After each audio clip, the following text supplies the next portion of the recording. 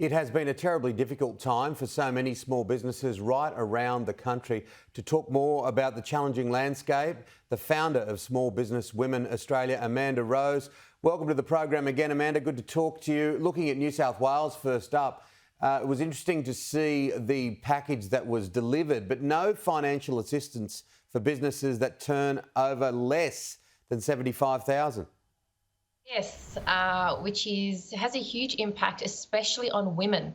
So when you look at, the average wage, which is around, I think 78,000, that's the average, mind you, people go into business to create a job for themselves.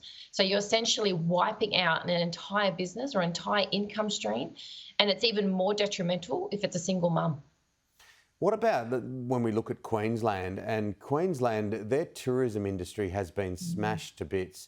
They've gone into these snap lockdowns and there just does not seem to be a protective blanket at all for Queensland small business.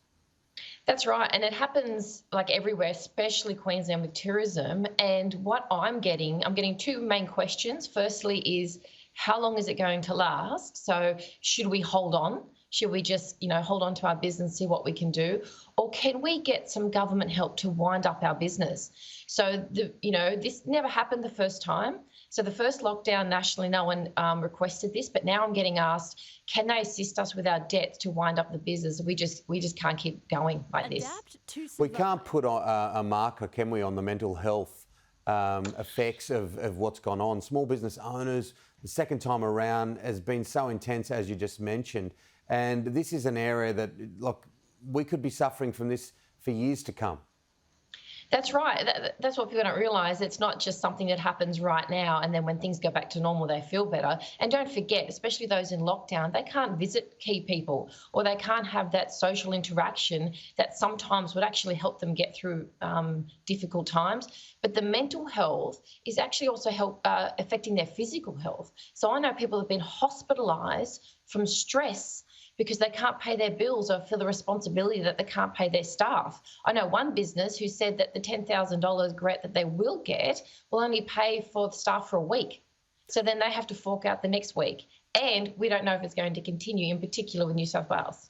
I think Gladys Berejiklian has done a great job, but one of the jarring lines, which I think she may regret from a week or so ago, was when she said, "Oh, and don't worry about the financial stuff, we'll look after you." It was too flippant, unfortunately, because too many people are really, really struggling. And it's not as easy as saying, "Oh, we've got all this supportive stuff," because it just doesn't happen like that.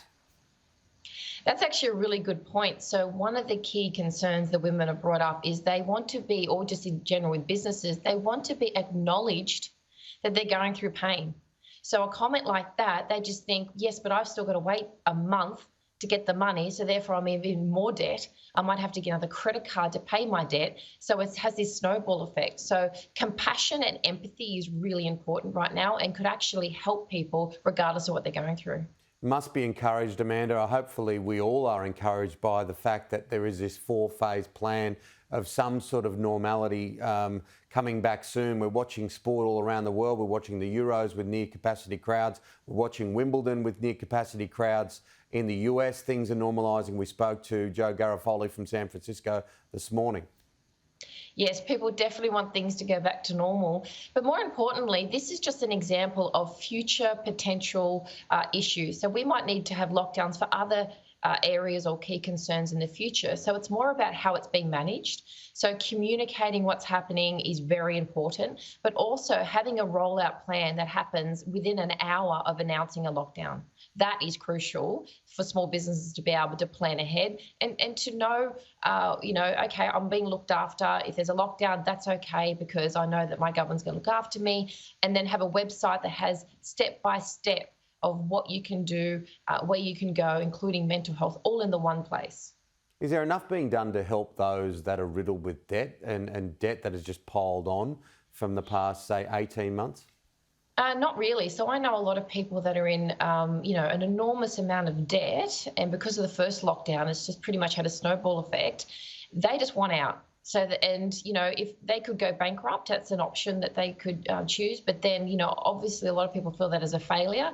So I think there needs to be advisory services to assist small business to know their choices. So whether winding up, what that looks like, and then having assistance for those who choose to wind up, because they might have debts they need to pay because they want to pay their suppliers. So we definitely need to have a department or a sub-department in the government to help these people.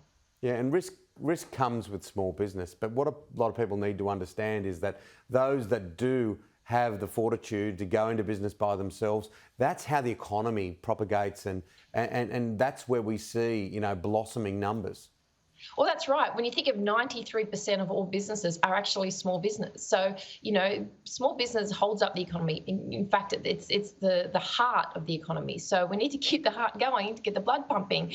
So we definitely need to take more care of small businesses, regardless of their size, and consider all aspects of it and give them more choice. What's your final message to those in small business struggling a little bit at the moment? What is the message? I know that you formed this company yourself. You're a very upbeat, positive individual.